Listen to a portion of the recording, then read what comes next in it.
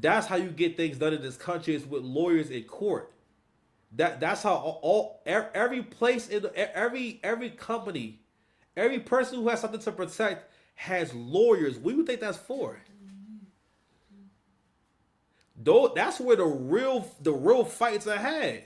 It's in the courtroom. That's how we decide shit. Okay, but it's with legislation through legalities and shit like that. But what we don't understand is that a part of why y'all feeling as though Drake. Basically, what people are saying is that Drake, you are a property. You have been used to help this man revive his dead career and help him get popping again. And when we see this happen, we're gonna act as though we forgot that you put this nigga on. You helped him get hot because Kendrick started becoming considered a superstar after the looks he got from Drake, not before. Okay, Section 8 didn't sell nothing. Okay, he been signing Aftermath. He wasn't doing shit over there. Dre is notorious for signing niggas and let you just rot, let you die. You understand? Also, a lot of people don't understand the psychological warfare that comes with competition, and how people see you and treat you when they think that you guys are in competition. So a part of a competitive mindset or a competitive relationship is where you do not celebrate your enemy or celebrate your competition, or you may do that in order to mentally attack them. Some people are okay celebrating the competition, right? But you what you want to do is always discredit your competition and always make your competition seem question or make this skill level a competency seem questionable. So therefore, you don't look for the good in the person. You're in competition. What you supposed to be doing? You look for the bad in that person. So if someone makes you feel insecure, especially when it's male to male, that would mean that you are lacking your self esteem and confidence because you automatically put yourself in competition with them, or you feel as though basically you have to humanize them because you're not able to handle like mentally handle the realization that this guy's on a different level. And good, listen, there are some men in this world who will exist on such a level that they can smash a girl. You know what I'm saying? Like you know what I'm saying? Like Sooner or later, her cookies get crushed. smash a girl, man.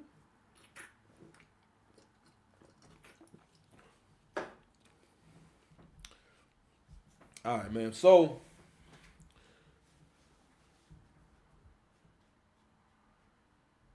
what Drake is experiencing, even how Drake is rapping, stuff he talks about in his raps. If you ain't never got no money, then you're not going to understand what he's talking about. You're not going to understand the interactions. So the next part I want to get into is all right. So we're gonna go. We know we're gonna go ahead and play it. Hopefully, it don't get strike down. I'm gonna play a little bit. I'm just trying to stop it. Okay? Yeah. The summer is over, I missed it. Barrel was smoking, I kissed it. Fair showed us the renters for Texas. Nigga said the barrel was smoking. I kissed it. So what you also gonna see is Drake is gonna rhyme pretty much the same word for two verses, right? And he's gonna also touch on his relationship with LeBron. You know what I mean? Let me show y'all a post real quick. Pardon me. These are pictures of him. Hold on. These are pictures with him. So he's known LeBron for a long time. These are pictures of him with LeBron in 2009, and I believe he's at one of his I guess a show. Let's see. Let's read what this says. 6 degrees now it's just separation. Yeah, that's crazy. Been there from '09 though. Then had the audacity to dance to that song everywhere. Like I'll give you a pop out maybe, just cause it's LA. And Savannah was living for it. About to go over to Paris and be promoting that song heavy and demanding it to be that theme song. Meanwhile, Steph and KD being loyal as hell and even saying to you to turn it off when it's over and done looks nasty in the light. Then try to piece it up and post knock the shoes because Aubrey ain't answering text. I don't know how to say that word. I guess it's piffed. Nah, hold that. Hold that. Anyways, like I said, the beef showed a lot of people's characters and what they value, and how even with having everything, you can still put clout chasing over loyalty and getting used by Kenny, and will probably let himself get used again. Just now we're going to expect it. Just now we're going to expect it. So the whole point of showing this old picture is to show you how far back Drake and LeBron go. So that picture is back from '09. So back then y'all had a relationship.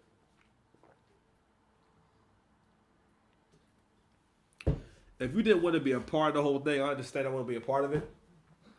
I didn't see the clips of him dancing to that song, but if you have a relationship with someone and that song is about, so I mean the song, I mean the main thing that made people really buy into the song was Kenny playing into this idea of Drake is a colonizer now. A colonizer is someone who kind of just takes, and and just how can you say a colonizer takes and doesn't give back.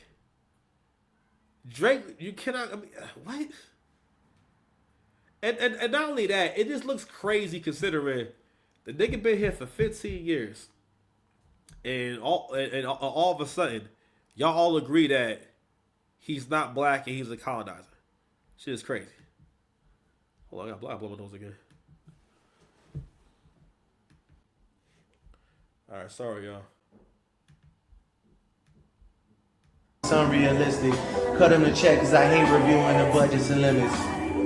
Just pay the man. The world fell in love with the gimmicks. Even my brothers got tickets. Seemed like they loved every minute. Just know the shit is personal to us and it wasn't just business. Analyzing behavioral patterns is someone suspicious. Niggas was never happy for me when I run up the digits. You said niggas was never happy for me when I run up the digits.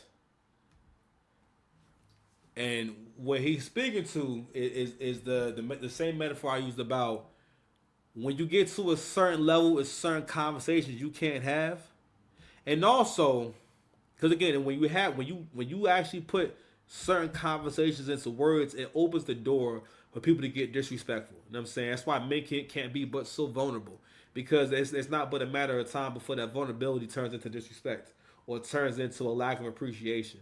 You know what I'm saying? And we also do this thing, especially with black folks, that again, we always try to bring every nigga down to the lowest common denominator. We try to bring every black man down to like a nigga level. You know what I'm saying? Where basically it doesn't matter what you could do, it doesn't matter what you got, you still a nigga. You know what I'm saying? And if that's not racist, I don't know what it is. You know what I mean? And it's disrespectful. You know what I mean? It's the same as telling Deontay Wilder, "I knock you the fuck out, nigga." You know what I mean? And being serious about it. And I think on some level, that probably would hurt his feelings. It'd be like, damn, bro, I'm like a famous boxer. You just gonna disrespect me like that? Yeah, because you black. You know, now Tyson Fury, you know, I don't want no problems with him, mate. Hope these jokes and the analogies is doing something for you. You think I have somebody I love in the bricks? So,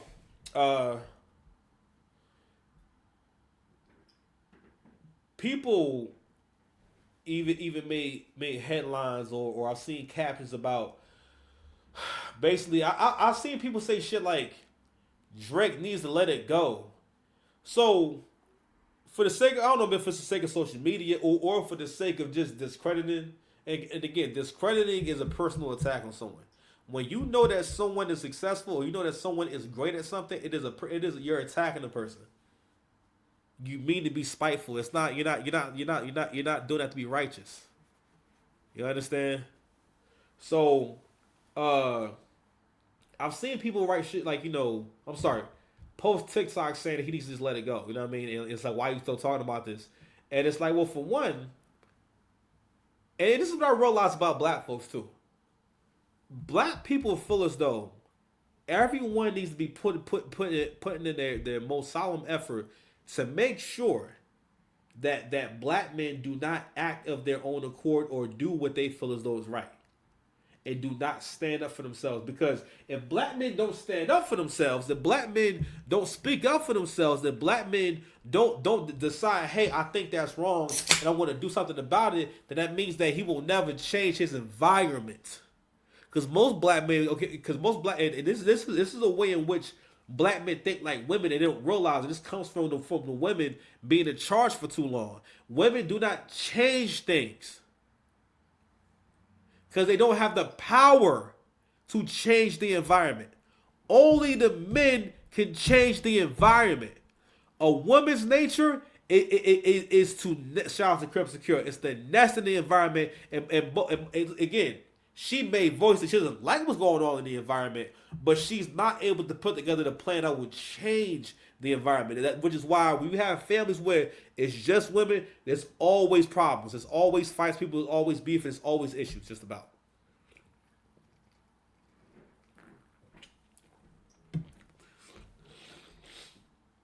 Especially if it's a situation where there was never a one married couple in the house with the kids.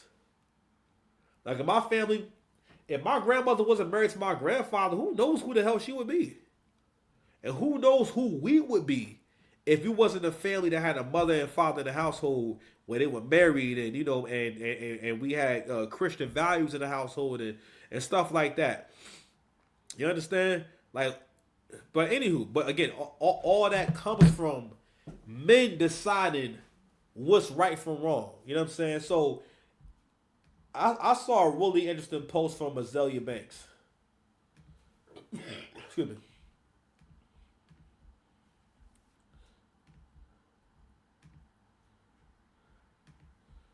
So, oh damn, I can't. No, I gotta read from my phone. I cannot read that on the screen, guys. Hold on, let me see if I open it from. Actually, no. It is open there. 1 second.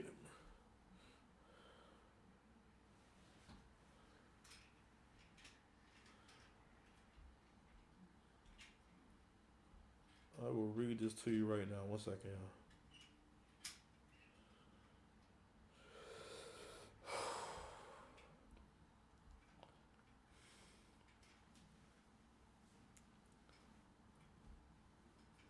Here it is. So, it's from Azalea Banks. Make sure you guys can see me. And she says, Azalea Banks says Kendrick Lamar is Regina George from Mean Girls and weaponized cancel culture like Burn Book. The fact Regina, that, stop! oh shit. Do you know? The fact that Kendrick couldn't turn around and piece it up and say the pedophile shit was a joke, albeit a desperately terrible one. I mean, a terribly desperate one. And shake hands of good sportsmanship. Instead, went out his way to recruit Drake's friends like he's Regina George. Is just so cunty and gay. I'm sorry. You can't put a wool over my eyes and pretend that this is about Drake being a colonizer. Imagine calling a Jewish Negro a colonizer. Laugh my ass off. The two most persecuted groups of people in modern times. Be fucking serious. Like it just all reeks of a different type of unread ghetto inner city public school ignorance. I can't believe everyone's falling for. Yo, so the dude who does this blog, he says valid points being made, but seriously though, Regina George rant sounded like Euphoria is taking me out. I hate the way that you walk, the way you talk. You know, they say you're just less of a hot version of me. From Kung Fu Kitty to Malibu Ken doll, I can't. I love the internet, man, forever undefeated. All right, yeah. So for the most part, black men who are winners or black men who are great at what they do, you were taught to be overly humble. You were supposed to you're supposed to still take. Basically, you were taught to have a tolerance for shit in your mouth. All right, because when you're a black man, people want you to eat poop. You know what I'm saying? They want you to take their worst and say, oh okay, yeah, man. Okay, all right, that's funny. Okay, yeah. You know what I'm saying? Like, no, nigga. No, at some point, we got to submit that, yo, this is jealousy. Right? And I've been learning over the last year, when you love people for real, that's when they hate you the most. when you really love someone, when you really tell them the truth when they need to hear it and plant that seed when it needs to be planted, that's when they hate you the most. Like for example, like there must have been a time that you went through with your parents when you was younger.